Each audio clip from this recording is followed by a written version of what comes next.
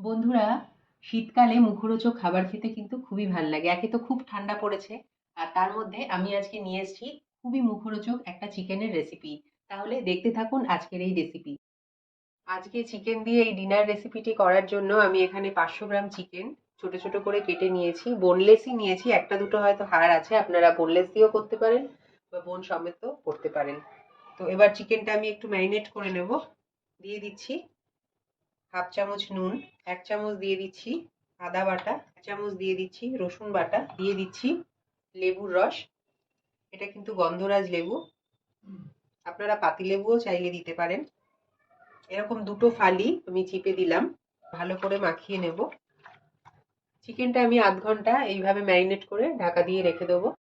একটা তাওয়া নিয়ে নিয়েছি, গ্যাস অন করে দিয়ে দিয়েছি অলিভ অয়েল। এখানে 3 টেবিল চামচ মতো অয়েল দিয়েছি, আপনারা ইচ্ছা করলে সাদা তেল দিয়েও কিন্তু করতে পারেন। দিয়ে দিচ্ছি হাফ টিস্পুন এবার আদা বাটা, আর হাফ টিস্পুন দিয়ে দিচ্ছি রসুন বাটা। ম্যারিনেট করার সময় দিয়েছিলাম, ভাজা ভাজা করে নেব হালকা। এবার দিয়ে দিচ্ছি একটা পেঁয়াজ, এখানে মিডিয়াম বড় সাইজেরই একটা পেঁয়াজ নিয়েছি, এটা দিয়ে দিচ্ছি। এই আদা রসুনের পেস্টের সঙ্গে আমি ফ্রাই করব পেঁয়াজটা। দেখুন পেঁয়াজটা আমার একটা হালকা রং ধরেছে। এবারে আমি দিয়ে দিচ্ছি ম্যারিনেট করা চিকেনটা।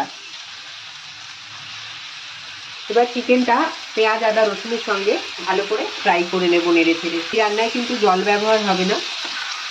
5-6 মিনিট ধরে আমি চিকেনটা বাড়িয়ে কমিয়ে ফ্রাই করে নিয়েছি। যে একটু জল বেরিয়েছিল চিকেন থেকে সেটা কিন্তু চলে গেছে এখন। তো এবারে আমি মশলাগুলো দিয়ে দিচ্ছি। 1 টিস্পুন কাশ্মীরি লঙ্কার গুঁড়ো দিয়ে দিচ্ছি, হাফ টিস্পুন হলুদ গুঁড়ো, আর হাফ টিস্পুন দিয়ে দিচ্ছি ধনে গুঁড়ো। ভালো করে মাংসের সঙ্গে মিক্স করে নেব।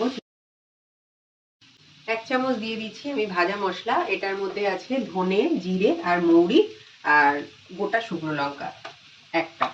এটা ড্রাই রোস্ট করে ভাজা মশলাটা তারপরে গুঁড়ো করা, কিন্তু মশলাগুলো ড্রাই রোস্ট করে গুঁড়ো করা।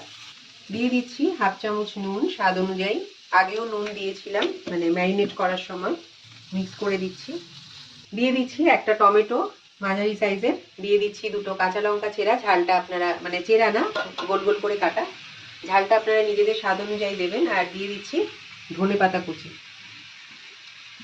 এবার ভালো করে চিকেনের সঙ্গে মিক্স করে নেব। একটু দিয়ে দেবো লেবুর রস,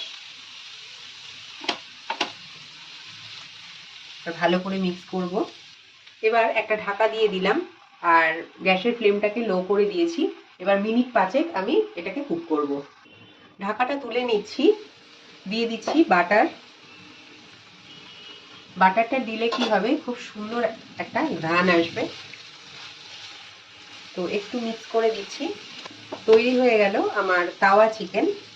এটা কিন্তু রুটি, পরোটা কিংবা ফ্রাইড রাইসের সঙ্গে খুবই ভালো লাগবে। তো এবার আমি গরম গরম সার্ভ করব। বন্ধুরা, তৈরি হয়ে গেছে আমার আজকের গরম গরম খুব টেস্টি তাওয়া চিকেন। লুচি, রুটি, পরোটা দিয়ে খাওয়ার জন্য একদম প্রস্তুত। বাড়িতে আমার মতো করে একবার ট্রাই করবেন, আর যদি ভালো লাগে, জানি আমি ভালো লাগবে, তবে একটা লাইক করে দেবেন। তাহলে এখানেই শেষ করছি। আপনারা সবাই ভালো থাকুন, সুস্থ থাকুন, নমস্কার।